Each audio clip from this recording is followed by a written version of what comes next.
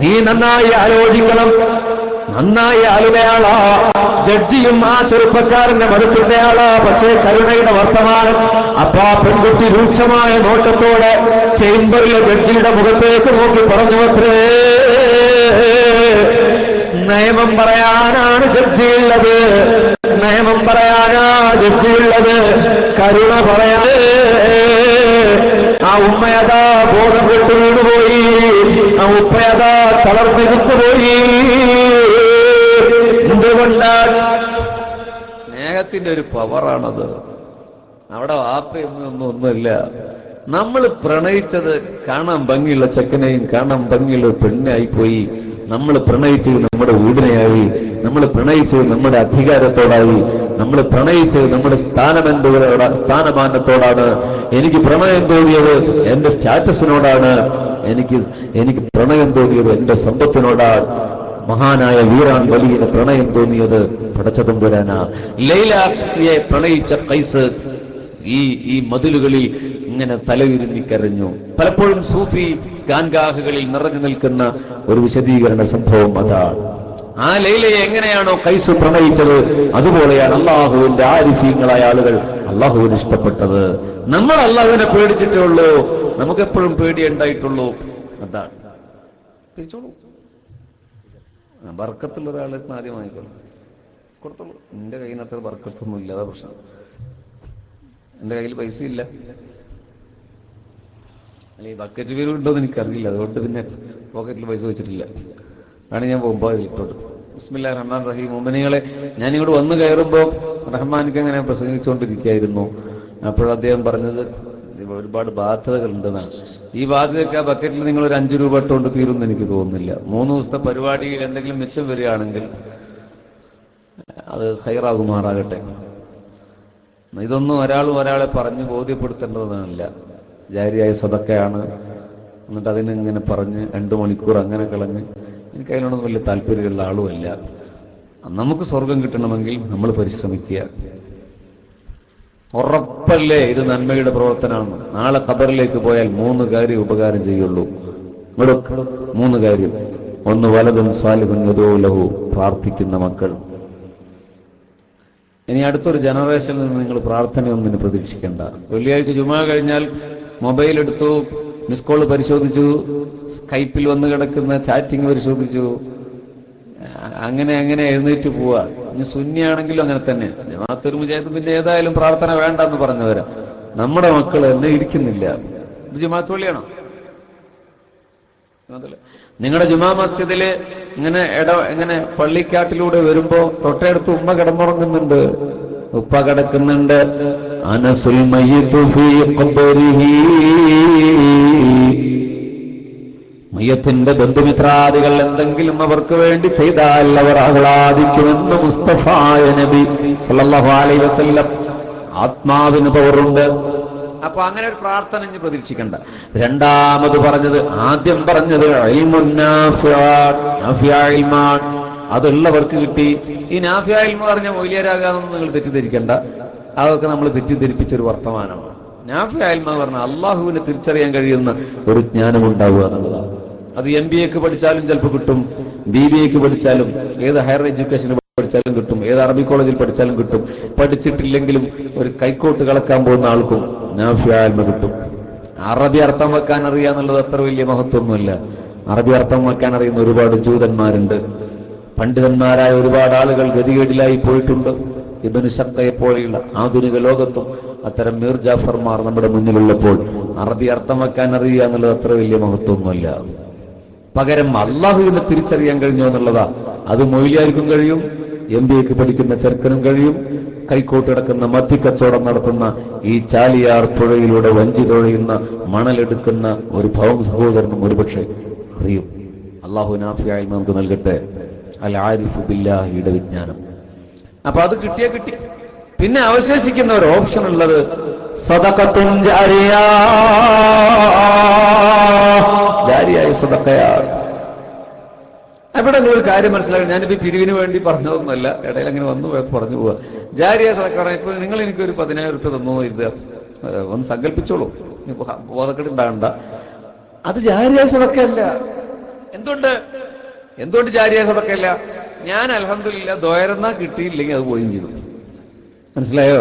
ഒരു വ്യക്തിക്ക് കൊടുക്കുന്നത് ജാരിയ സദഖയല്ല, അത് സദഖയാണ്. അയാൾ എപ്പോഴും പ്രാർത്ഥിച്ച അപ്പോൾ നമ്മുടെ അക്കൗണ്ടിൽ വരും, അല്ലെങ്കിൽ ആ ഒരു നന്മ അപ്പോൾ തന്നെ റെക്കോർഡ് ചെയ്യപ്പെട്ടു, അതങ്ങനെ നിൽക്കുന്ന ആളെ സ്വർഗത്തിൽ കിട്ടും. എന്നാൽ ജാരിയായ സദഖ എന്ന് പറഞ്ഞാൽ അള്ളാഹുവിന്റെ മസ്ജിദിന് നൽകുന്നതാ, അള്ളാഹുവിന്റെ മദ്രസക്ക് നൽകുന്നതാ, ദീനീ മജ്ലിസിന് നൽകുന്നതാ. എന്തിനാ അങ്ങനെ പറയുന്നതെന്നറിയോ? ജാരിയ എന്ന് പറഞ്ഞാൽ നടക്കുന്നതാ കണ്ടിന്യൂസ് ആയിട്ടുണ്ടാകണം. അതൊരു ദിവസം കൊണ്ട് അവസാനിക്കാൻ പാടില്ല. ഒരു 120 കൊല്ലം കഴിഞ്ഞാല് വെട്ടുപാറയിലെ പ്രിയപ്പെട്ടവരെ ഈ സദസ്സിൽ ഈ പ്രസിഡന്റ് ഉണ്ടാവില്ല, റഹ്മാൻക്ക് ഉണ്ടാവില്ല, ദാരിമിസ്ത ഉണ്ടാവും, ഞാൻ ഉണ്ടാവില്ല, യൂനിസ് പൈസ ഉണ്ടാവില്ല, നിങ്ങൾ ആരെങ്കിലും ഉണ്ടാവും മുന്നിൽ 120 കൊല്ലം കഴിഞ്ഞുണ്ടാവും. അതിലൊന്നും കുറപ്പില്ല, ഉണ്ടാവൂലല്ലോ. അബ്സല്യൂട്ട്ലി കറക്റ്റ് ഉണ്ടാവില്ല. ഇപ്പൊ അവിടെ ഒരു ഉമ്മാന്റെ ഇതൊരു കൊച്ചു കുഞ്ഞുണ്ടിരിക്കുന്നുണ്ടെങ്കിൽ മടിയിലിരിക്കുന്ന ആ കുഞ്ഞു മരിച്ചിട്ടുണ്ടാവും. അപ്പൊ അമ്മ പറഞ്ഞിട്ടുണ്ടാവും, കണ്ടാർ കല പറയല്ലേ, പറയാതിരുന്നിട്ട് കാര്യമൊന്നുമില്ല, 120 കൊല്ലം കഴിഞ്ഞാൽ ഉണ്ടാവില്ല. അപ്പൊ നോക്കൂ, പുതിയൊരു തലമുറ ഇവിടെ ഉണ്ടാകും. അപ്പോ വെട്ടുപാറയിൽ പുതിയൊരു തലമുറയുണ്ടാകും, അന്നും ഈ മദ്രസ ഉണ്ടാകും. അലമുൽ ഹുദ എന്ന് പറയുന്ന ഈ മദ്രസ അന്നും ഉണ്ടാകും. 120 കൊല്ലം കൊണ്ട് പക്ഷേ പുതിയ വികസന പ്രവർത്തനങ്ങൾ നടന്നിട്ടുണ്ടാകാം, പുതിയ ഡെവലപ്മെന്റുകൾ ഉണ്ടായിട്ടുണ്ടാകാം, നിങ്ങളുടെ പള്ളി ഉണ്ടാകാം. അവിടെ പോയിട്ട് ഒരാൾ സുജൂദ് ചെയ്യുമ്പോ, ഒരു റക്അത്ത് നമസ്കരിക്കുമ്പോ അല്ലാഹുവേ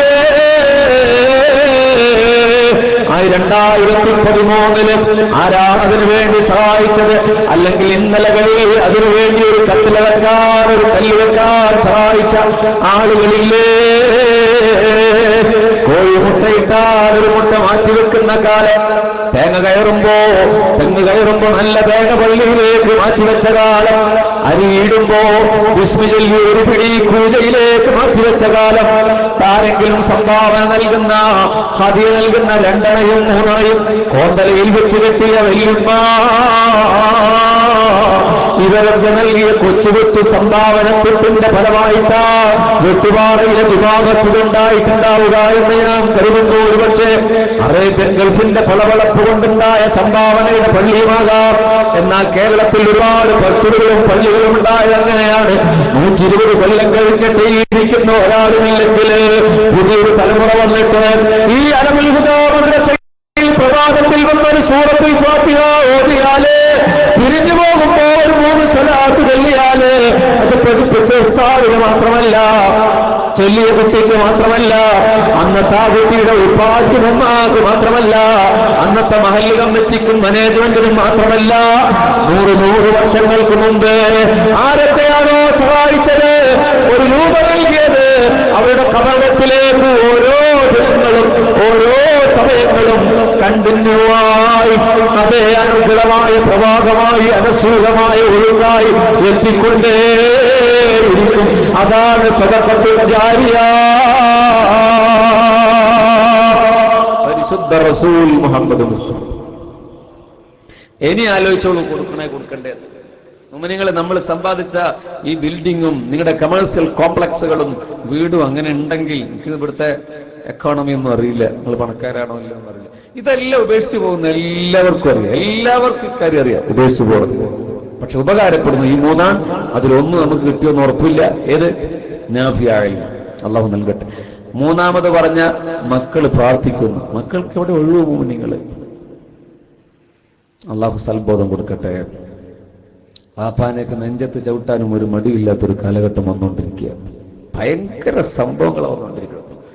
എന്റെ വിഷയം അതല്ലാത്തത് കൊണ്ട് ഞാനത് പറയില്ല. 3ാമത്തത് ഈ ഒരു പ്രതീക്ഷയുണ്ട്.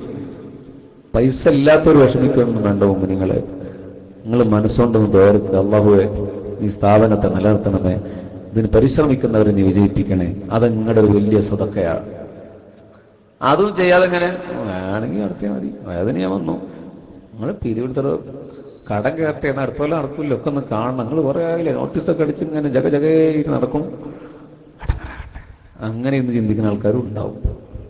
അള്ളാഹു അവർക്ക് സുഖം കൊടുക്കുമാറാകട്ടെ. നല്ല മനസ്സുകൊണ്ടാണല്ലോ അങ്ങനെ പറയണതല്ലേ അല്ലേ? അതുകൊണ്ട് നിങ്ങൾക്ക് കൊടുക്കാൻ പറ്റുമെങ്കിൽ നിങ്ങൾ കൊടുത്തോളി. നിങ്ങളുടെ സ്വർഗത്തിലേക്ക് ഞാനും വരില്ല. അല്ല സോറി, നമ്മളൊക്കെ ഒരു സ്വർഗത്തിലേക്ക് നമ്മളൊക്കെ ഒരു സ്വർഗത്തിൽ. അത് നിങ്ങളുടെ സ്വർഗത്തെ പിടിച്ചു അറ്റാക്ക് ചെയ്യാൻ നമ്മളുണ്ടാവില്ല. നമുക്ക് വേറെ സ്ഥലം അള്ളാഹു തരട്ടെ, നിങ്ങൾക്കും വേറെ സ്ഥലം തരും. അപ്പൊ ഇതൊന്നും വയന്ന് പറഞ്ഞ് 2 മണിക്കൂർ പറഞ്ഞിങ്ങനെ ചിറ്റഴിച്ചിട്ട് കാര്യമൊന്നുമില്ല. അത് മനസ്സിൽ 2 മണിക്കൂർ ഇതൊക്കെ അഴിച്ചിട്ട് കൂടി പോയി കിടന്നുറങ്ങുമ്പോൾ പടച്ചോനെ പോയല്ലോ അല്ലാ. അപ്പൊ ആ കൂലിയും പോയി, സ്വർണവും പോയി, കൂലിയും പോയി. എന്തായാലും നിങ്ങൾ നന്നായി ഒന്ന് സഹായിക്കണം, പരിപാടി വിജയിപ്പിക്കട്ടെ. നമ്മുടെ സമയം വളരെ കുറവാണ്. സമയം നേരെ മണിക്കൂറുണ്ടെങ്കിലും ഇതിൻ്റെ പരിധി ഉണ്ടല്ലോ. 1/2 മണിക്കൂറുള്ളൂ. ഞാൻ വിഷയത്തിന്റെ ഒരു ഭാഗത്ത് എത്തിച്ചേർന്നിട്ടുള്ളൂ. ഇതൊരു 4 ദിവസം തുടർച്ചയായി എന്ന് പറഞ്ഞാലാണ് എവിടെയെങ്കിലും നമുക്ക് മുട്ടിക്കാൻ പറ്റുള്ളൂ. നമ്മൾ എന്താ പറഞ്ഞത്? മിറാൻ വഴിയുള്ള അല്ലാഹുവിനെ പ്രണയിച്ചു, അതുകൊണ്ട് അവർ ഉന്നതരായി. നമ്മൾ അല്ലാഹുവിനെ ഭയപ്പെട്ടു, ഖബറിനെ നരകത്തെ മുസ്റയെ അദാബിനെ ഭയപ്പെട്ടു. ഒരിക്കലെങ്കിലും നാഥനായ റബ്ബേ, നിന്നോടെനിക്ക് പ്രണയമാണ്, നിന്നോടെനിക്ക് ഹുബ്ബാണ് എന്ന് പറഞ്ഞിട്ടുണ്ടോ? ഉണ്ടെങ്കിൽ അതിന്റെ അടയാളമായി ഉണ്ടാകേണ്ടത് അലാമത്തു ഹുബ്ബില്ലാ ദവാമു ദിക്രില്ലാ. ഒരാൾ അല്ലാഹുവിനെ പ്രണയിച്ചു എന്ന് പറഞ്ഞാൽ, ഒരാൾക്ക് അല്ലാഹുവിനെ സ്നേഹമാണ് എന്ന് പറഞ്ഞാൽ അതിന്റെ അടയാളം അവൻ ദിക്ർ ചൊല്ലുന്ന ആളായിരിക്കും എന്ന് ത്വഹ റസൂലുള്ളാഹി. ചെല്ലുന്നുണ്ടോ നമ്മള്? പിന്നെ എങ്ങനെ മുഅ്മിനീങ്ങളെ അമുസ്ലിങ്ങൾ നമ്മളെ ബഹുമാനിക്കുക? കയ്യിൽ നിന്ന് തസ്ബീഹ് മാല വെക്കാതെ നടന്നുപോയ ആളാണ് ബാഫഖി. അതുകൊണ്ടാണ് ഞാൻ നേരത്തെ പറഞ്ഞ അത്ഭുതം സംഭവിച്ചത്. മരണത്തിന്റെ തലേനാൾ കൂടിയിരിക്കുന്നവരോട് ബാഫഖി മക്കത്തുൽ മുക്കറമയിലെ ഹറമിലെ മസ്ജിദുൽ ഹറാമിൽ വെച്ച് പറഞ്ഞില്ലേ, നാളെ നിങ്ങൾ എന്റെ പിന്നിൽ നിന്ന് നിസ്കരിക്കും. അപ്പൊ അപ്പോഴുള്ളവർ പറഞ്ഞു, തങ്ങൾ പാപ്പ നിങ്ങൾ വലിയ നേതാവൊക്കെയാണ്. അത്ര അടുപ്പം പറയാൻ പറ്റിയ ആൾക്കാരുണ്ട്. അത് കോഴിക്കോട്, കേരളത്തിൽ. ഇവിടെ നിങ്ങൾക്ക് ഇമാം വെക്കാൻ പറ്റില്ല. ഇത് മക്കയില് ഹറമില് വേറെ ഇമാം ഉണ്ടാവും. നിങ്ങൾക്ക് എങ്ങനെ? അപ്പോഴും ബാഫയ്ക്ക് ഞങ്ങൾ പറഞ്ഞു, അല്ല നിങ്ങൾ നാളെ എന്റെ പുറകിലാണ് നിസ്കരിക്കുക. അവര് പറഞ്ഞു, ഇല്ല തങ്ങളെ, ഹറമില് മറ്റൊരു ഇമാമും നിൽക്കാൻ പറ്റില്ല. അവിടെ ചീഫ് ഇമാമുണ്ട്, മറ്റ് ഇമാമുമാരുണ്ട്, അവരെ നിൽക്കുകയുള്ളൂ. അന്നാ സംസാരം കഴിഞ്ഞു. മുഅ്മിനീങ്ങളെ, ബാഫഖിത്തങ്ങൾ പറഞ്ഞത് സംഭവിച്ചു. അന്ന് അവര് മാത്രല്ല, ലോകത്ത് മുഴുവനുള്ളവരൊക്കെ എന്റെ പിന്നിലെ നാളെ നിൽക്കാന്ന് പറഞ്ഞു. അപ്പൊ ഈ മാമക്കണ്ട് ഇവരോട് മാത്രം പറയുകയാണെങ്കിൽ ഇവരുടെ മുമ്പിൽ നിന്നായി. ലോകത്ത് ഈ ഹറമിലുള്ളവരൊക്കെ, ലോകത്ത് മുഴുവൻ എല്ലാവരും അല്ല, ഹറമിൽ എത്തിച്ചേർന്നവരൊക്കെ എന്റെ പിന്നിൽ നിസ്കരിക്കും. അതങ്ങ് സംഭവിച്ചു. എങ്ങനെയെന്നറിയോ? മുല്ലപ്പൂവിന്റെ സുഗന്ധവും പനിനീരിന്റെ നൈർമല്യവും മനോഹരമായ പുഞ്ചിരിയും ദിശണാശാലിയുമായി നടന്നുപോയ ബാഫഖി തങ്ങൾ വഫാത്തായി. ആ മയ്യത്തിന്റെ പിന്നിലാണ് ഹറമിന്റെ ഇമാമ് നിന്നത്. ആ മയ്യത്തിന്റെ പിന്നിലാണ് കൊയിലാട്ടിയിൽ നിന്ന് കൂടെ പോയവർ നിന്നത്. ആ മയ്യത്തിന്റെ പിന്നിലാണ് ഹറമിൽ എത്തിച്ചേർന്ന മുഴുവൻ ആളുകളും നിന്നത്. അത് എന്റെ പിന്നിൽ നിൽക്കുമെന്ന് പറഞ്ഞു മരണം പോലും മുൻകൂട്ടി പ്രവചിച്ച മഹാൻ. കയ്യിലെപ്പോഴും തസ്ബീഹ് ഉണ്ടായിരുന്നു. അല്ലാഹുവിനെ സ്നേഹിച്ച ആളായിരുന്നു. ഇനി നമ്മുടെ അടുത്ത് തസ്ബീഹ് വേണമെന്നൊന്നുമില്ല ഞാൻ പറഞ്ഞു, ചപ്പളംകോട്ട വേണമെന്നൊന്നുമില്ല. ചില ആൾക്കാർ ചപ്പളംകോട്ട പിടിച്ചിട്ട് ആൾക്കാരെ കാണാൻ വേണ്ടി ടിക്ക് ടിക്ക് ടിക്ക് ടിക്ക് എന്ന് മുട്ടും. ഇവിടുത്തെ കാര്യമില്ല, ചാവക്കാടുത്ത കാര്യം പറഞ്ഞു. അത് തെറ്റാന്നൊന്നും ഞാൻ പറയുന്നില്ല. പരമാവധി ഒക്കെ ഗോപ്യമാക്കി വെക്കുന്നത് നല്ലതാണ്, മറച്ചു വെക്കുന്നത് നല്ലതാണ്. ഇത് ഇവിടുന്ന് ടിക്കെന്ന് അടിച്ചിട്ടുണ്ടെങ്കിൽ അപ്പുറത്ത് കേൾക്കും ടിക് ടിക്. ചിലപ്പോൾ ഈ അടിക്കണവർക്ക് അങ്ങനെ തോന്നിയിട്ടൊന്നും ഉണ്ടാവില്ല കേട്ടോ. നിങ്ങൾ ചിരിക്കുക കാണുമ്പോൾ തോന്നും പടച്ചോനെ പറ ആരത്തിലും ഇതൊക്കെ ഉണ്ടാവും. നിങ്ങൾ നാളെ രാവിലെ ഉസ്താദ് പറഞ്ഞ് കേട്ടില്ലേ എന്ന് പറഞ്ഞ് നോക്കണ്ട, നിങ്ങളുടെ അമലങ്ങൾ പൊളിഞ്ഞു പോകും. അയാൾ ദിക്ർ ചൊല്ലിട്ടേലും ഉണ്ടാക്കിയിട്ടുണ്ടാവും.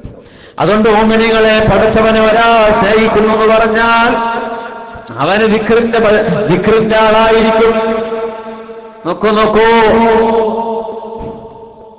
ഈ മഹാൻ പറഞ്ഞതാ, കോഴിയും മക്കളുമില്ലല്ല, കടലും തിരയുമില്ലല്ല, കാണുന്നതിലെല്ലാം റബ്ബ് തആലയുടെ സ്നേഹസാമീപ്യത്തെ അനുഭവിച്ചറിഞ്ഞപ്പോഴാണ് ആ മഹാൻ അങ്ങനെ പറഞ്ഞത്.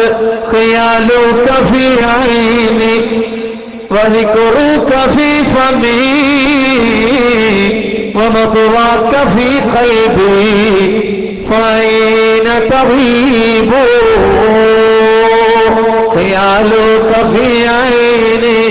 നീ എന്റെ കണ്ണിലുണ്ട് റബ്ബേ,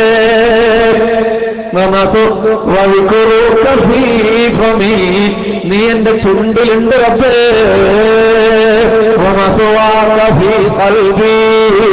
എന്റെ ഹൃദയത്തിലേക്കാ നിന്റെ മടക്കം. പിന്നെ നീ എവിടെ പോയി മറയാനാ? ഞങ്ങളുടെ ഈ പോണ് നമ്മളത് പറയണൊക്കെ ഉണ്ട്, പക്ഷെ നെഞ്ചിനുള്ളിൽ നീയാണ്. അത് മറ്റോളെ കുറിച്ചാ പറയണത്, ഫാത്തിമാനെ കുറിച്ചിട്ട്. മദീനയിലെ ഫാത്തിമ അല്ല, ഫാത്തിമത്ത് എന്ന് പറഞ്ഞ അള്ളാന്റെ റസൂലിന്റെ പൂമോൾ ഫാത്തിമയെ കുറിച്ചല്ല, നിലമ്പൂരിലെ ഫാത്തിമാനെ കുറിച്ചിട്ടാ. നെഞ്ചിനുള്ളിൽ നീയാണ്, കൈപ്പിനുള്ളിൽ നീയാണ് അല്ലേ? അവരാണുള്ളത്. ഇവര് പറഞ്ഞത് എന്റെ കണ്ണിൽ നീയുണ്ട്,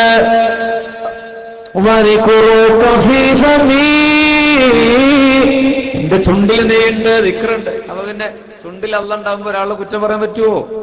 ഈബത്ത് പറയാൻ ഒരാളാണ് ഏറ്റവും കൂടുതൽ ഈബത്ത് പറയുന്നത്.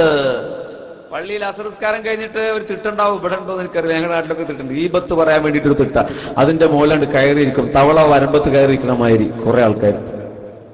മോമിനികൾ എന്നിട്ട് ഈബത്ത് ഇങ്ങനെ പറയാൻ നിരത്തിയിട്ട് ഒരാളൊരു വീടുണ്ടാക്കി വെട്ടുപാറയിൽ, ഒരു 2 നില ബിൽഡിംഗ്. അയാൾ 3 വർഷമായിട്ടുള്ള ഗൾഫിൽ പോയിട്ട്. എന്താ ഒരു കമന്റ് നമ്മുടെ ആൾക്കാർ പറയാ, നിസ്കാരം കഴിഞ്ഞു സാറേ, അതേ റഷീദ് വീടുണ്ടാക്കിയ കണ്ടില്ലേ, പതുക്കെ പറയുള്ളൂ, അള്ള കേൾക്കിട്ടെന്ന് അറിയില്ലല്ലോ. റഷീദ് വീടുണ്ടാക്കി കണ്ടില്ലേ, അറബിയുടെ കട്ടുകൊടുത്താന്നാണ് പറയണത് കേൾക്കുന്നത്. കേട്ടാ, അറബിയുടെ കട്ടുകൊടുത്താന്നാ പറയണത് കേൾക്കണത്. എന്നിട്ട് ഒരു മുൻകൂർ ജാമ്യം, നമ്മൾ ഈബത്തൊന്നും പറയണ്ടേ, അവനായി അവന്റെ പാടായി. ഇപ്പൊ തന്നെ ഈ നമുക്ക് കാക്ക ഈബത്താ പറഞ്ഞതേ അറബിയുടെ കട്ട് കൊടുത്താന്ന്.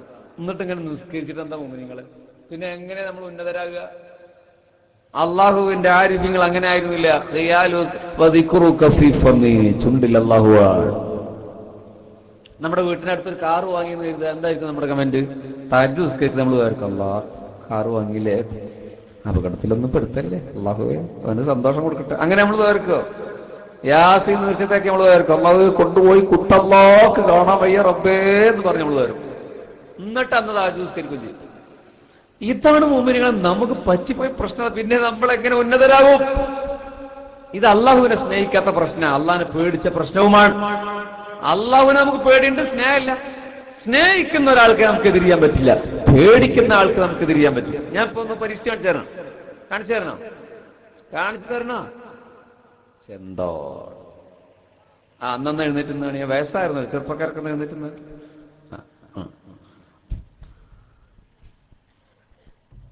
ആരും വയസ്സന്മാരില്ല സദസ്സിലും, നിങ്ങള് ഒക്കെ ചെറുപ്പക്കാരെ. ഇന്നോളിച്ചോ, ഇപ്പൊ നിങ്ങൾ എഴുന്നേറ്റ് നിന്നത് എന്നോടുള്ള സ്നേഹം കൊണ്ടാണോ? ആണോ? ഒന്ന് മനസ്സ് തുറന്നു പറയണ മുനി, ആണോ? അല്ല. ആണെന്ന് കുറച്ചാൾക്കാർ പറയുന്നുണ്ട്, താങ്ക് യു. പക്ഷെ അല്ല. എണീറ്റ് നിൽക്കുമ്പോ വണ്ടാറക്കാല അവിടെ സുഖമായി ഇരിക്കുന്നു, ഇപ്പൊ അവന്റെ ഒരു എണീറ്റ് പോയി കണ്ട. എന്നാലും എഴുന്നേറ്റ് നിന്നത് 2-3 കാരണങ്ങളാണ്. ഒന്ന്, ചങ്ങായി ഇങ്ങനെ നിന്നിട്ട് കുറെ നേരമല്ലേ പൊളിക്കലൊടുങ്ങിയിട്ട്, അപ്പൊ നെറ്റിരിക്കാം. ഒന്ന് ചിലപ്പോ ഇവിടെ വലിയ ആൾക്കാരൊക്കെ ഇരിക്കണ്ടല്ലോ, അപ്പൊ ഒന്ന് എഴുന്നേറ്റ് കൊടുക്ക. ഇനി ഒരു ഉദാഹരണത്തിന് വേണമെങ്കിൽ ഒരു ഭയത്തിന്റെ എന്ന് വേണമെങ്കിൽ നമുക്ക് പറയാം. ഈ അനുസരണം ഉണ്ടല്ലോ, നിങ്ങൾ ഈ അനുസരണം അതെന്റെ സാന്നിധ്യത്തിലേ ഉണ്ടാവുള്ളൂ. ഞാനിവിടെ തൃശ്ശൂർ എത്തിയിട്ട് ഫോൺ വിളിക്കുകയാണ്, നമ്മുടെ റഹ്മാൻകാർക്കോ യൂനിസിനോ വിളിച്ചു പറയാം, ആ സദസ്സിലോടൊന്ന് എഴുന്നേൽക്കാൻ പറയും. അവിടെ അനൗൺസ് ചെയ്യാണ് ഒരാൾ വന്നിട്ട്, നിങ്ങൾ പോയിട്ടില്ല, സങ്കല്പിക്കൂ. സങ്കല്പിക്കാൻ വലിയ പണിയൊന്നുമില്ലല്ലോ, നമ്മൾ അമേരിക്കയിലും ഇംഗ്ലണ്ടിലൊക്കെ സങ്കല്പത്തിൽ പോയി വരുന്നില്ലേ. ബഷീർ ഫൈസി പറഞ്ഞിട്ടുണ്ട്, നിങ്ങളോടൊക്കെ എഴുന്നേറ്റ് വെക്കാൻ പറഞ്ഞ ഒരു മനുഷ്യരോട് എഴുന്നേറ്റ് വെക്കും ഇല്ല. അപ്പോൾ ആരെയാണോ നമ്മൾ ഭയപ്പെടുന്നത് അയാളുടെ സാന്നിധ്യത്തിലെ നമ്മൾ അനുസരിക്കുള്ളൂ. അയാൾ അടുത്തില്ലെങ്കിൽ നമ്മൾ അനുസരിക്കില്ല. എന്നാൽ നമ്മൾ ഒരാളെ സ്നേഹിച്ചാൽ അയാൾ അടുത്തില്ലെങ്കിൽ നമ്മൾ അനുസരിക്കും. ചെറുപ്പക്കാർക്ക് പെട്ടെന്ന് ഇഫക്റ്റീവ് ആവും. അവള് വിളിച്ചു പറയാണ്, അവളുടെ വീട് അരീക്കോടാണ്, ഇവിടത്തെ അരീക്കോട്, ഇവന്റെ വീട് വെട്ടുപാറ. ഡോ നീ ഇന്ന് വേല വെക്കാൻ പോണട്ടോ. ഒരു ഉദാഹരണം, അങ്ങനെയൊക്കെ പറഞ്ഞ അന്ന് ചെയ്യാവുന്ന ആളായിരിക്കും. നീ ഇന്ന് വേല വെക്കാൻ പോണട്ടോ. ഇയാൾ ഇവിടെ